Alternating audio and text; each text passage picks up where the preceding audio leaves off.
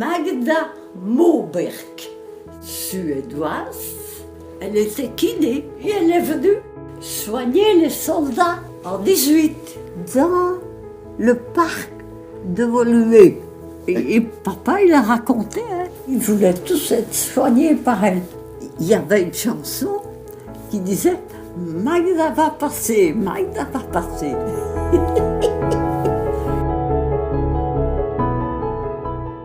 Ça, c'est quand je me suis mariée.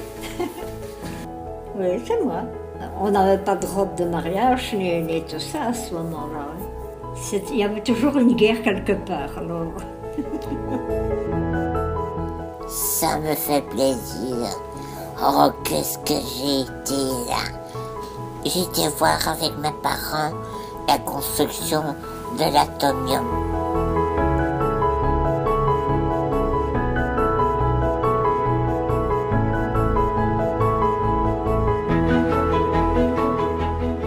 Dans ce temps-là, il n'y avait pas beaucoup d'autres choses. Hein. Il fallait soit prendre la terre ou l'usine. Et tous les deux, ils ont pris la terre. Mais mes deux grands-pères, maternels et paternels. Les pompiers, on a entendu que des sirènes, donc c'était grave. Tout le monde a dû sortir du bâtiment. Du moment que c'était certain que l'incendie était fini, tout le monde a dû rentrer de nouveau.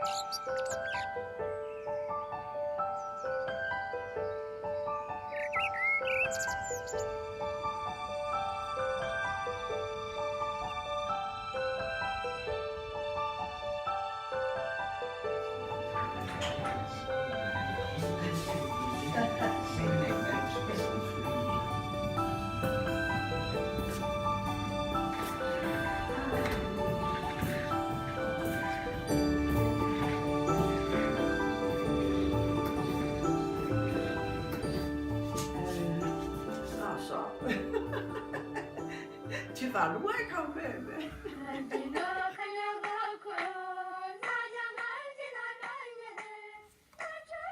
Je suis restée en Afrique de 1948 à 1994. Ça, c'était au Rwanda. Au Rwanda, en ce temps-là, nous avions 10 maisons, je crois. Maintenant, il en reste une. Et ce que vous voyez ici, ce sont des bananeraies. C'est le pays des bananeraies. Avoir une grande bananeraie, c'est la richesse là-bas. Maintenant, les choses ont changé. La vie moderne est arrivée.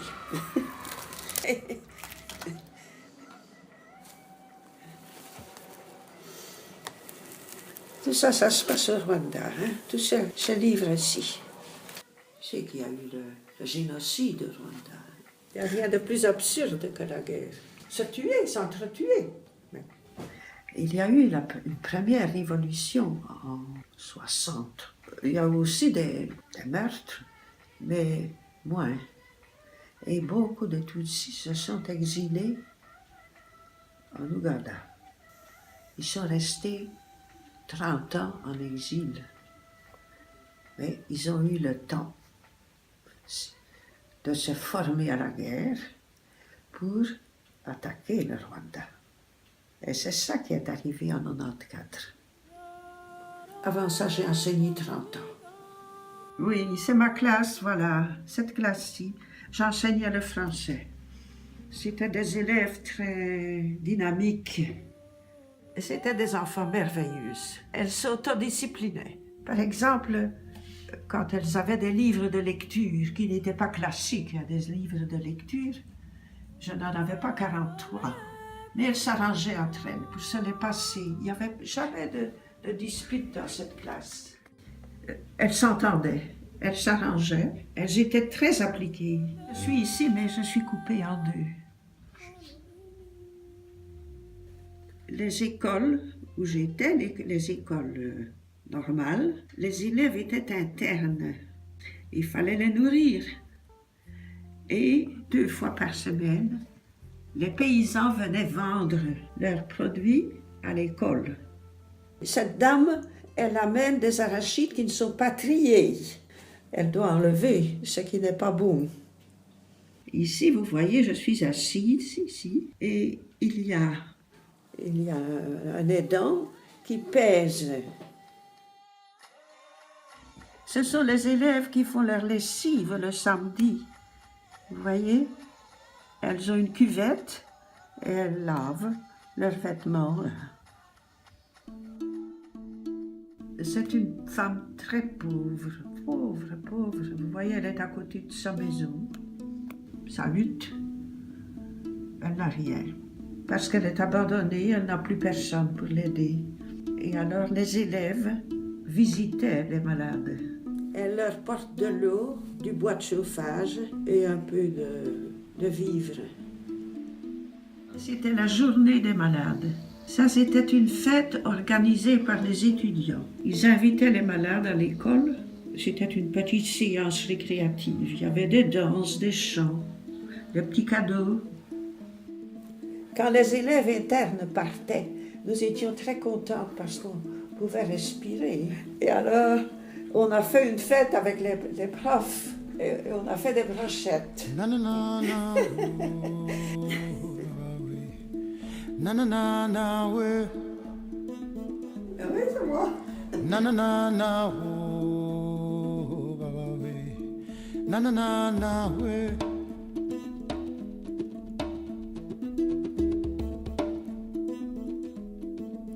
Und der Gerde la bye.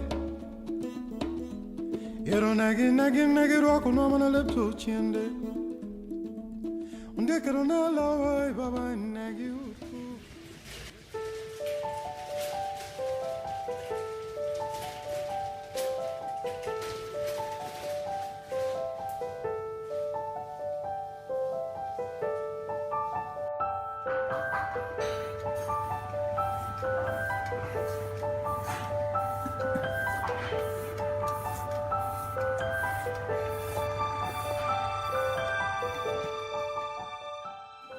C'est moi. Enfin, j'ai vécu pas mal de choses. J'ai de bons souvenirs. Donc, ma vie a été full. Parce que moi, j'étais une personne très, très indépendante et qui était très attachée à ma liberté, quoi. Je faisais ce que je voulais, j'allais où je voulais. J'ai voyagé, j'en ai profité. Et quand je pense à ça, je dis, mais j'ai fait ça, c'est incroyable. Je m'accroche à la vie, c'est pas toujours évident, parce que ce que je subis, j'étais vraiment une belle femme avant, j'étais différente, et maintenant, la maladie est là, mais je m'accroche. Malgré que je suis en chaise, j'en profite. C'est en m'accrochant, et aussi je me dis qu'il faut profiter de chaque instant, de chaque moment, il faut profiter. J'ai travaillé à l'Institut Pasteur à Bruxelles et je travaillais au ministère de la Santé publique en tant que dactylo. Et chaque année, à la nouvelle année, il y avait une fête comme ça. Et alors, tout le monde apportait quelque chose. Et alors, ça c'est moi, ici. Je suis là, à gauche, avec le costume noir et blanc. Je lève le bras, je perds mon équilibre, et tout le monde rigolait et me regardait.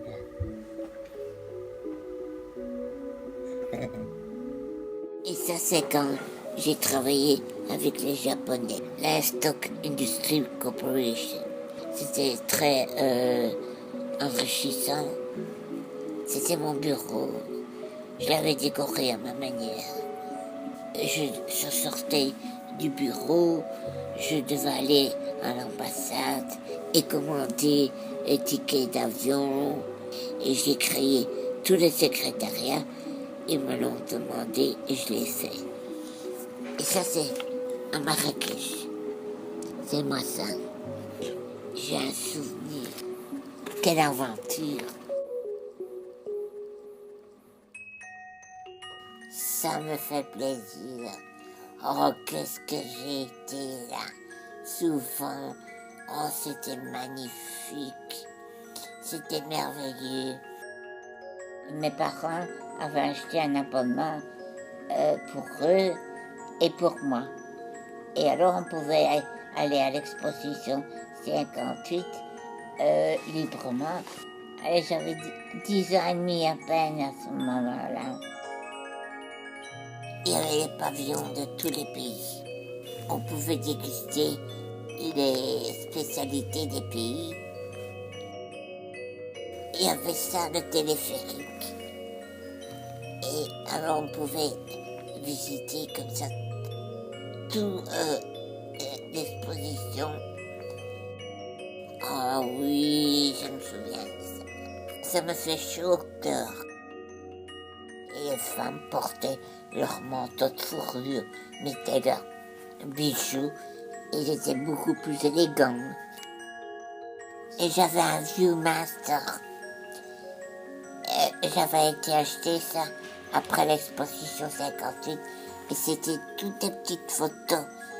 Et quand on appuyait sur ce vieux master, j'avais les images de l'exposition 58.